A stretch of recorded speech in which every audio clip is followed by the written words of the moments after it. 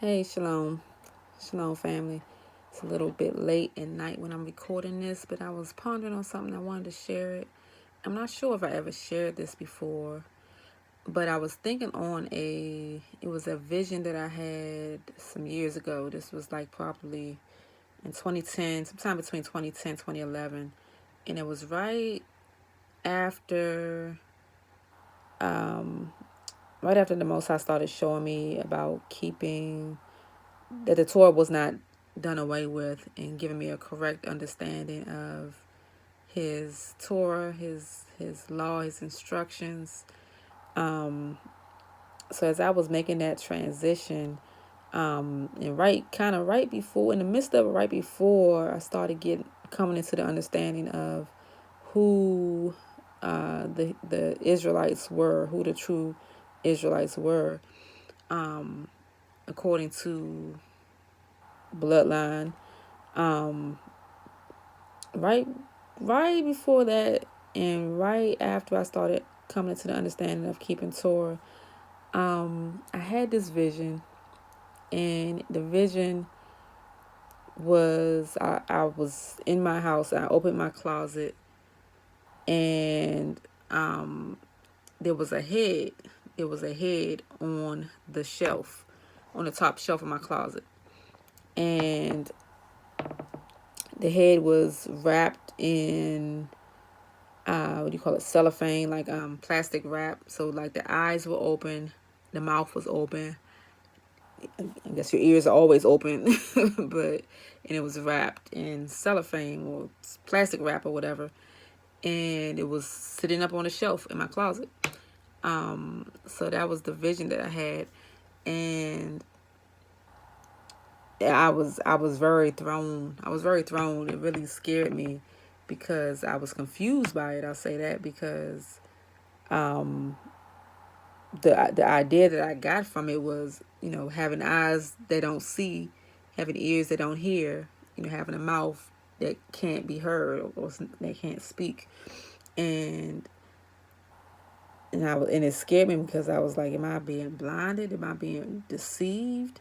What's going on? And I knew with 100% certainty that it was the Most High that was leading me to the place where I was in my spiritual journey. So for me, it's like, we call this the awakening. My eyes are being opened. So why are you showing me, something that's representing a level of blindness or deafness, dumbness? Why why am I seeing this? So, and during the time I didn't really get the understanding of it then, but I just kept that concept and that idea of that blindness and deafness, and just to keep my eyes open, to kind of watch out. So, but today I was sitting here in, like I said, this was like in 2010, 2011, but as I was been contemplating on different things that are going on right now, in this awakening, and I mean, that has been going on, but just at a critical place right now, it just kind of just clicked in my head today. Like, wow, I perceived the part of the vision that it was dealing with, eyes, having eyes not being able to see, ears and not being able to hear, mouth that can't be heard or can't speak. But what just clicked in my head just a few minutes ago was as I was contemplating on Yahusha and how so many people have rejected Yahusha as Messiah, and how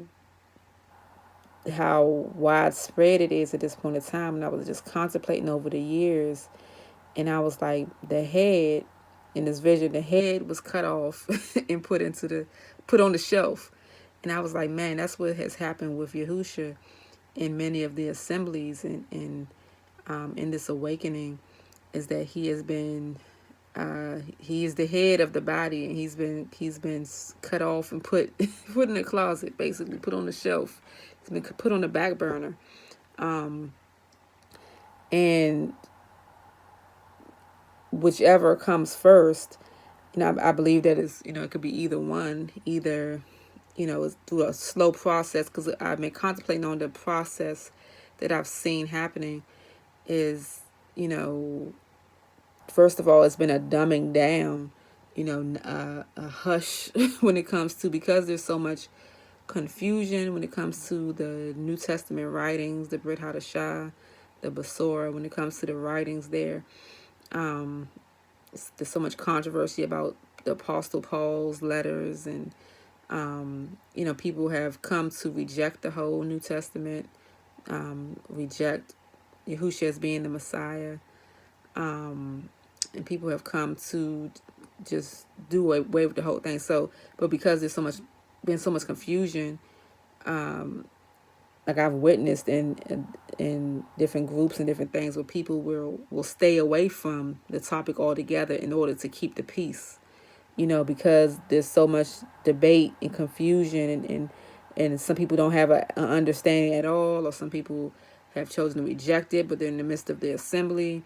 There's almost like a silencing that happened and is happening and has happened, to where people don't want to really expound on it, either because they don't understand it in the first place, or certain things they have not been able to reconcile with the Torah and different things, or just for the sake overall of keeping the peace and keeping the unity amongst the awakened brethren who have awakened to their identity as Hebrews.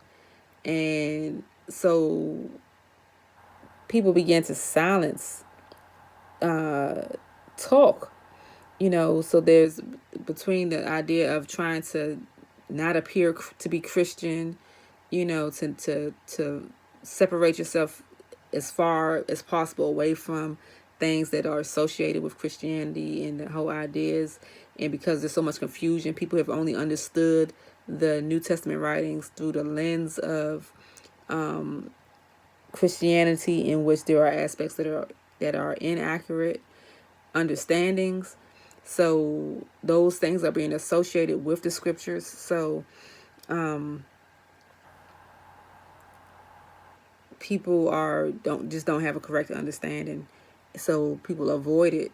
So I've seen like I said, this is like 2011, 2010, and from that time I've seen so many people reject the Messiah, but I've seen this slow process of the silencing of the good news, the gospel, the Basora, the silencing of the message of that the Messiah brought, and who he is and what he taught. Like it's the aspect of returning to the Torah and returning to the culture, and being able to, rightfully so, and being able to return to the aspects and repair the aspects that have been lost in our faith through Christianity, the things that have not been in place, the understandings that have not been there, the foundation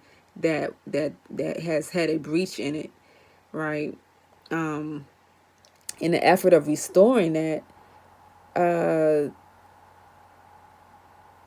there's been a moving away from the message of the renewed covenant, and over time it's like it's become silenced, and Yahushua has been, the head of the body has been cut off and just kind of put away, while everybody gets everything else in order. But in the meantime, that silencing has also led to a deafness and not being able to hear, a blindness, not being able to see, to where now he's been completely cut off and deemed as unnecessary, and people have rejected him altogether. But this has happened over a process of time, of this dumbing down, this silencing, this keeping a pseudo peace and unity, at the cost of salvation, at the cost of the most important thing. But that portion of that vision just came to me just today.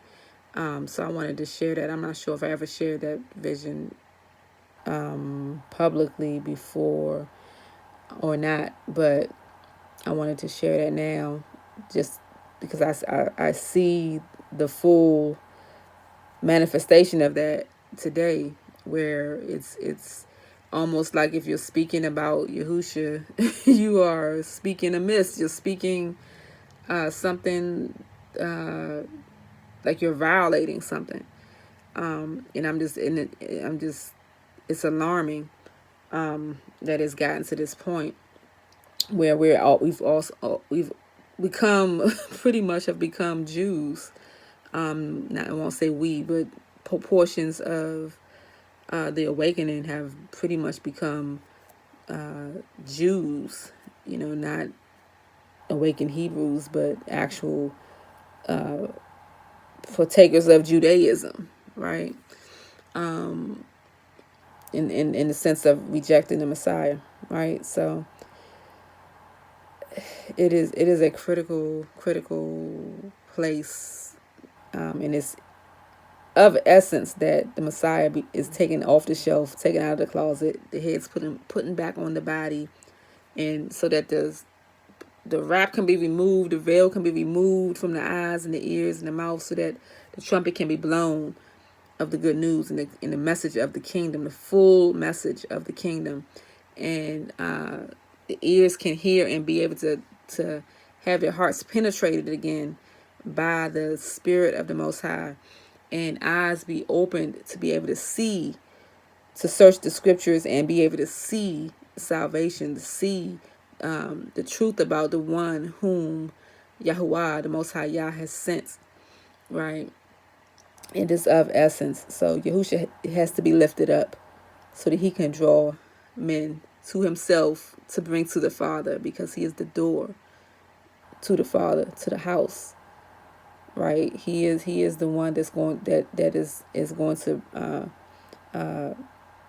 he's the Redeemer of Israel, to the glory of the Most High Yah. Hallelujah.